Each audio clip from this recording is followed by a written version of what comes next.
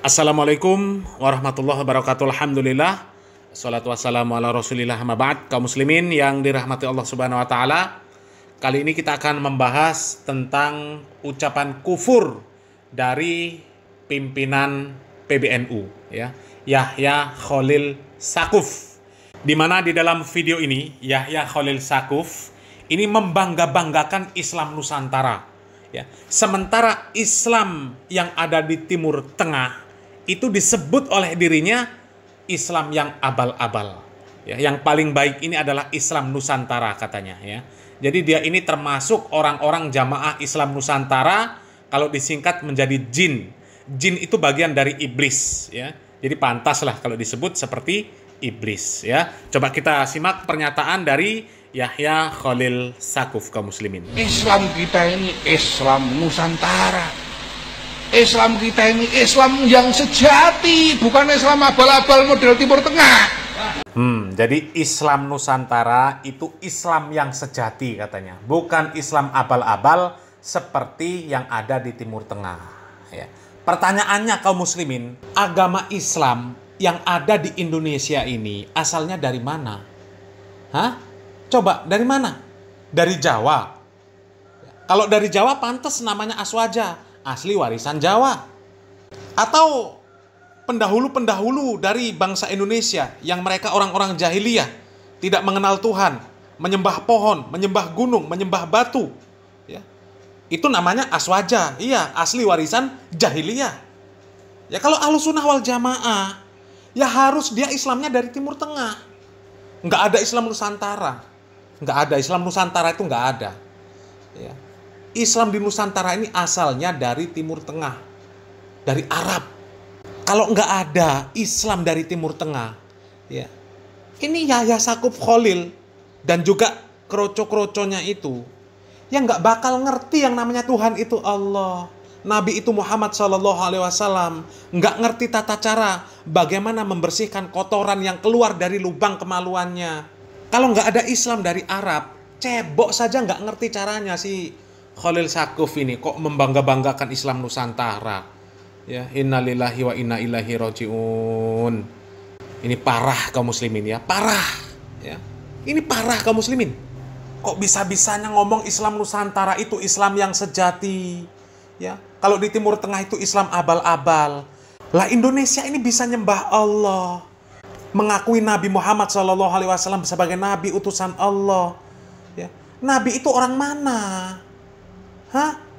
Kitab Al-Quran bahasa Arab, ya. Para ulama banyak berasal dari Timur Tengah. Kok bisa-bisanya Islam Nusantara dinilai Islam yang sejati, sementara Timur Tengah dinilai Islam yang abal-abal? Islam di Indonesia ini asalnya dari mana? Innalillahi wa inna ilaihi rajiun. Parah ini kaum muslimin, ya. Coba kita lanjutkan lagi kaum muslimin.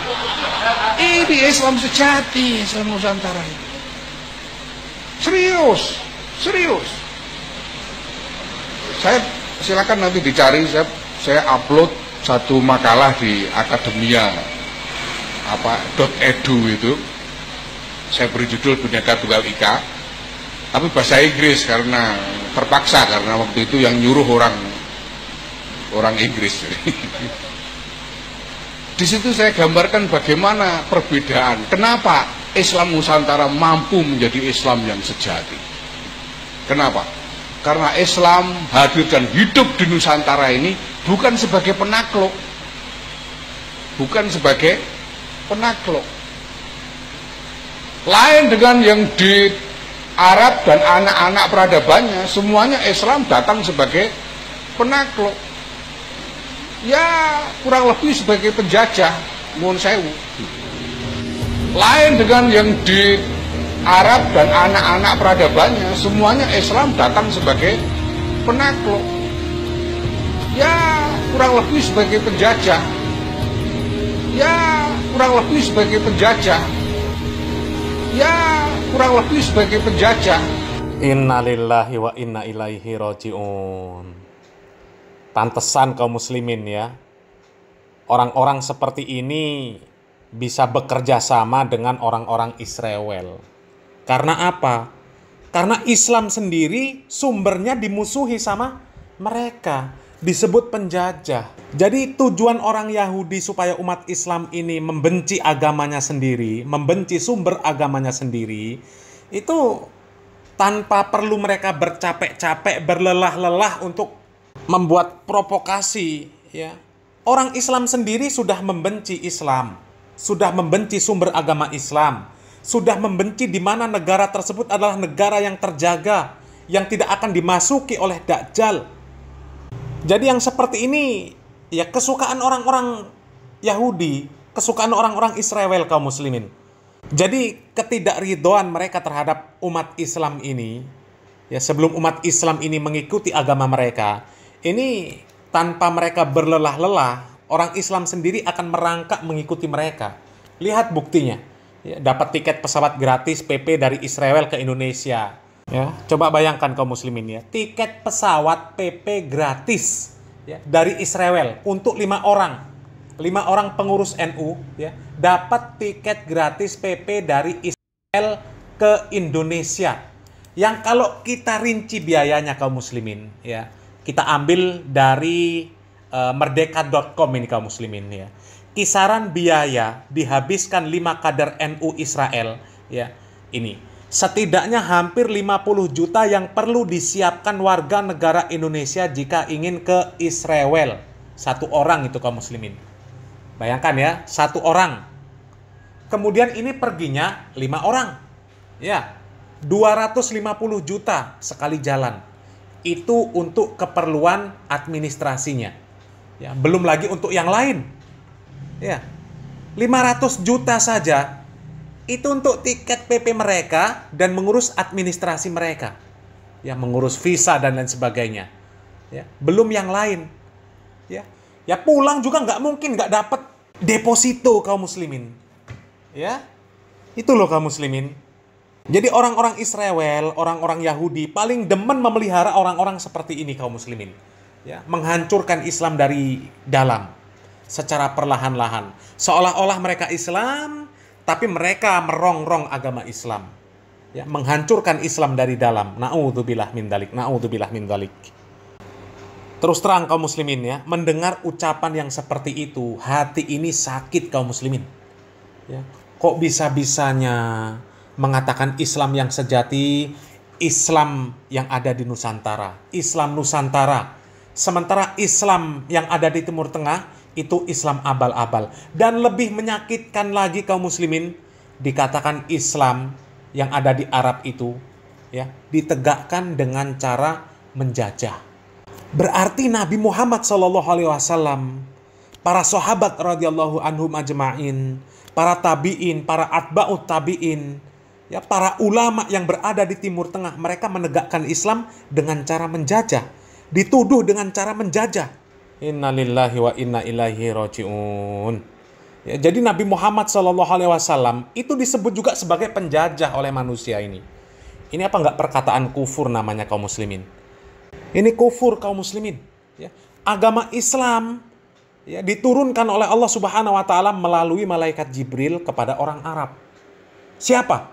Nabi Muhammad SAW. Agama Islam ini diturunkan oleh Allah Subhanahu wa taala di Arab. Diturunkan kepada orang Arab. Ya, bahasanya bahasa Arab. Bukan bahasa Nusantara. Nabi kita bukan orang Nusantara. Ya, bahasa Al-Quran bukan bahasa Nusantara. Nusantara punya bahasa apa sih? Coba kaum muslimin. Ya, seandainya tidak ada bahasa Arab, bahasa Indonesia itu nggak ada.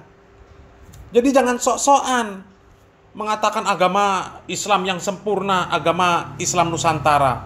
Sementara agama Islam yang ada di Arab, Islam abal-abal. Na'udzubillah min dzalik. Ini orang kufur kaum muslimin. Ya. Pantaslah kalau kemudian Israel suka dengan orang-orang seperti ini kaum muslimin. Dan kalau bisa memang organisasi Islam di Indonesia ini yang megang ya orang-orang seperti ini. Sehingga mudah mereka manfaatkan. Ya, sudah benci dengan Arab, tidak suka lah minimal. Ya, tidak benci pun minimal tidak suka. Ya, tidak suka dengan Arab. Ya, disebut agama Arab, ya, agama Islam yang ada di Arab itu masuk karena penjajahan. Innalillahi wa inna ilaihi raji'un. Orang seperti ini kok bisa jadi pimpinan ormas Islam terbesar ya, katanya di dunia. Ya Allah, ini yang milih ketua yang seperti ini, ya Allah kok parah kaum muslimin ya. Dia nggak ngerti manusia yang paling baik akhlaknya itu orang Arab. Orang Indonesia seandainya tidak mencontoh akhlak orang Arab, nggak akan baik akhlaknya. Coba sebutkan orang Nusantara satu saja yang dipuji oleh, jangan Allah lah ya, ulama besar lah. Coba sebutkan. Siapa? Wali-wali lah, wali-wali yang ada di Indonesia. Coba. Sedangkan orang Arab yang dikatakan mereka ini memperjuangkan Islam dengan penjajahan, justru kemuliaannya itu, kemuliaan akhlaknya dipuji oleh Allah Subhanahu wa taala, dan pujian Allah Subhanahu wa taala abadi di dalam Al-Qur'an. Hah? Coba. Di dalam surat Al-Qalam, Allah Subhanahu wa taala mengatakan, "Wa inna la'ala khuluqin azim."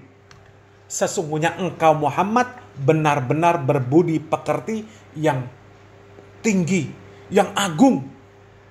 Nabi Muhammad SAW sendiri, ya, beliau bersabda, "Innama bu'istu liutammima makarimal akhlak." Sesungguhnya aku diutus adalah untuk menyempurnakan akhlak. Bahkan Allah Subhanahu wa taala menggambarkan, laqad kana lakum fi Rasulillahi uswatun hasanah. Telah ada pada diri Rasulullah sallallahu alaihi wasallam itu suri tauladan yang baik bagi kalian. Rasulullah orang mana? Orang Nusantara, orang Jawa, orang Kalimantan, orang Sulawesi, orang Irian, bukan. Orang Arab. Ya. Jadi pantas kalau orang yang seperti ini jadi antek Yahudi, pantas kaum muslimin. Ya, karena menjauhkan orang-orang Islam dari Arab. Orang-orang Islam diajak untuk membenci Arab. Nggak suka dengan Arab. Nggak suka dengan Islam yang ada di Arab. Padahal Islam yang ada di Indonesia ini asalnya dari Arab. Mencela orang Arab, mencela orang-orang yang berjuang untuk demi tegaknya Islam di Arab, ya, itu artinya mencela Nabi Muhammad SAW. Berapa banyak peperangan yang dialami oleh Nabi Muhammad SAW dan para sahabat demi tegaknya syariat Islam ini. Apakah yang seperti itu akan dicaci? Apakah yang seperti itu akan disebut penjajah oleh jin ini? Jamaah iblis Nusantara ini? Ini kalimat benar-benar kufur kaum muslimin, ya. Kufur, ya. Mudah-mudahan Allah Subhanahu wa taala memberikan kesempatan untuk orang-orang seperti ini, ya, untuk bertaubat sebelum ajal menjemputnya.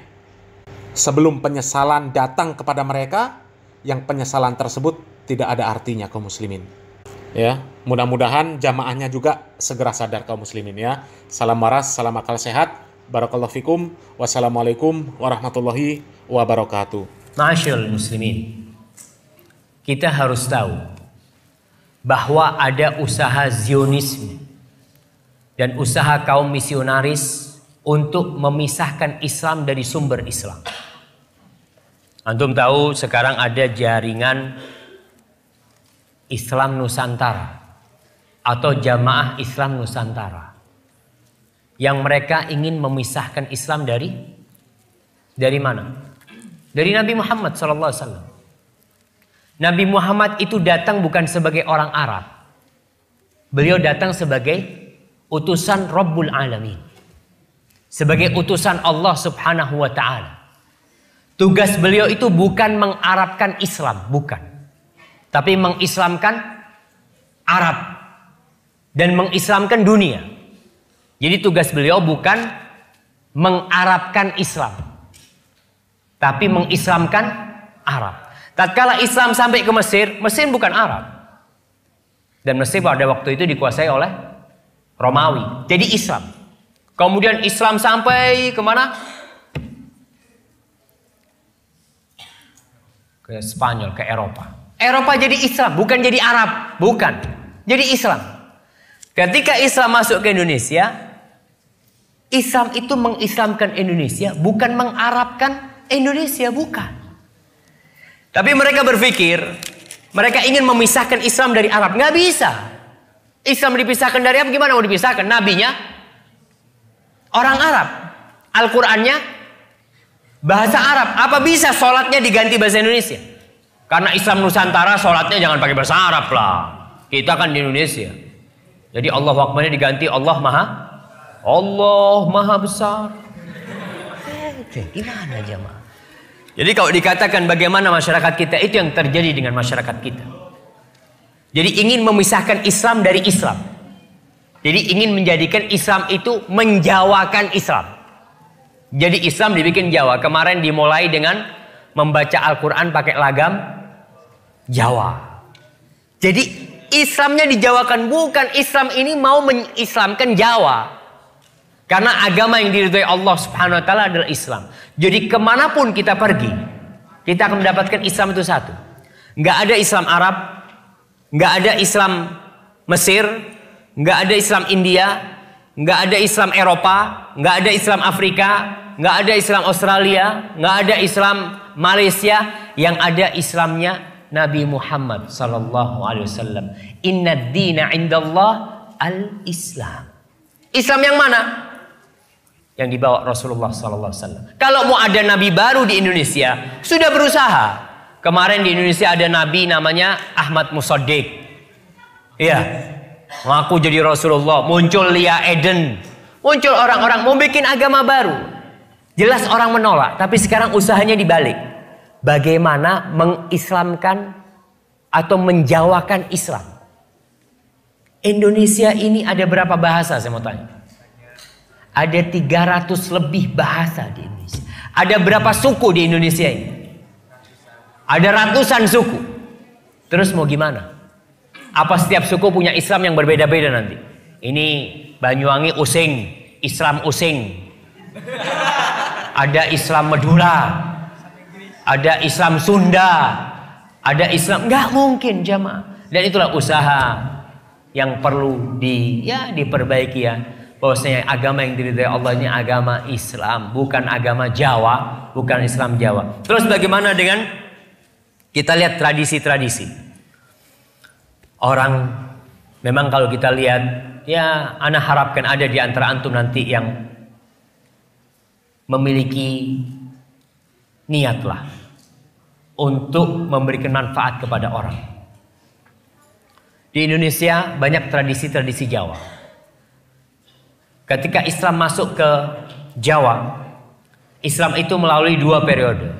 Yang pertama, periode pengislaman Jawa, pokok Islam. Orang Jawa pokok Islam. Dia mau sholat, nggak sholat, yang penting Islam. Dulu ada acara namanya sekaten. Sekaten itu dari syahadaten. Jadi orang dulu masuk pokoknya syahadat dulu.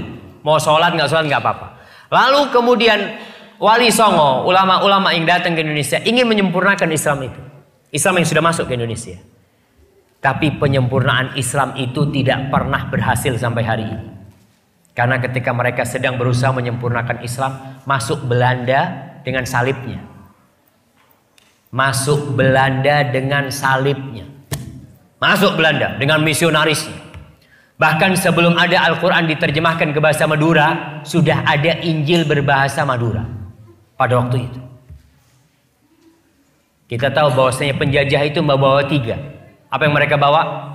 Mereka cari gold, terus glory, dan gospel.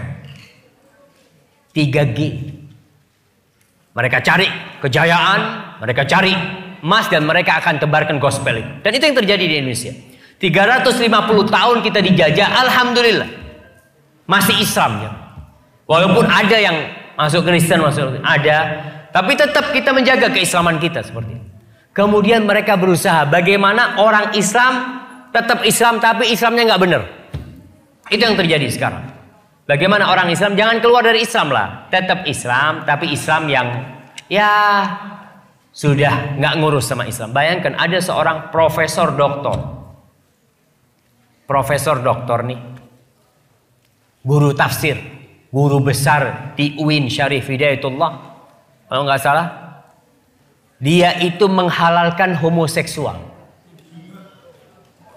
Dan dia ingin merubah undang-undang agama. Kalau di situ kan ditulis undang-undang calon mempelai lelaki dan perempuan, dihapus, nggak harus laki perempuan, Boleh lelaki sama lelaki kawin.